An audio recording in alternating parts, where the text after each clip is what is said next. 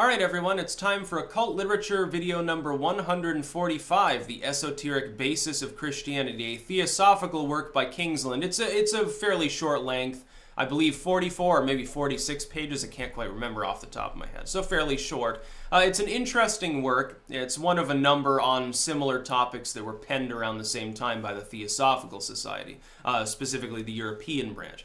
Link in the description as always to my edition of this work, second and third, or to my books, blogs. There are other theosophical works there. I would recommend The Occult Significance of Blood by Steiner, number 1, and number 2, Occultism for Beginners by Dower. Actually, and I've got a few other theosophical works that I've got to work on and edit and release this year as well. I think 3 more. I'd like to expand the offering of it. I think theosophy is quite interesting. Now, first and foremost, theosophy, in the strictest sense, or at least in the sense it was advertised as at the time, is not really a religion. It's essentially just a search through religious literature and lore for a higher primordial sort of eugenic-style truth.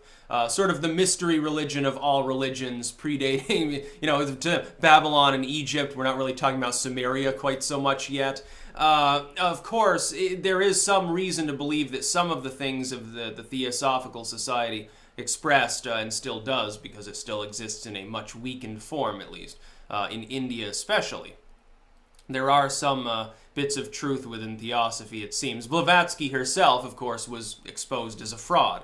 That doesn't mean that the ultimate search through literature and lore and mythology doesn't take on some sort of significance. This particular work details how there appears to be a sort of philosophical and spiritual overlap. This is the main point of part of this particular text, between Eastern traditions, Hindu and Buddhist tradition, and Christianity, in the sense of Jesus' words as ascribed to him in the Bible, in the New Testament, as well as some of the prophets and other figures there. Indeed, there does appear to be Buddhistic influence, and it's not beyond the realm of possibility that Jesus, if he again existed at all as a perfectly normal human being, which is what I believe, intelligent human being maybe, rational human being okay, but still mortal. I don't believe in the immortal Son of God sort of story. That side sort of falls through for me. Doesn't make a lot of sense. Some of the things that he said do indeed appear to have overlap with Eastern traditions, and it's possible. Through the Persian regions, of course, which are no longer controlled by Persia, but were Roman, there was trade with the East. This did involve lore, this did involve knowledge as well, so it's possible. It also gets into sort of the hierarchy, the steps of human consciousness from the root level up towards like the astral mind and some of these other concepts which you see being slightly transmogrified in the theosophical sense from maybe their more authentic Eastern traditions. But the Theosophists really loved Hinduism and Buddhism more than anything else, it seems, along with Egyptology. So you get a little bit of a westernization of the actual systems there, a little bit of extrapolation that overruns it with symbology in the Western sense. Perhaps a little bit too much at times, but it is interesting how they can fuse together. The work also goes into some other material regarding philosophy. As far as theosophy goes, literally it's the search for truth, and again in a literary sense. So it's an interesting work. It claims that Christianity is based on an older mystic esotericism. It's not, that is, that authentic Christianity, if it were being practiced the way that it should, according to theosophists, they're saying, no, Christianity's fine, but the church has corrupted it. They've made it the worship of a being, whereas it should be a worship of sort of an ideology or a system, a spiritual system.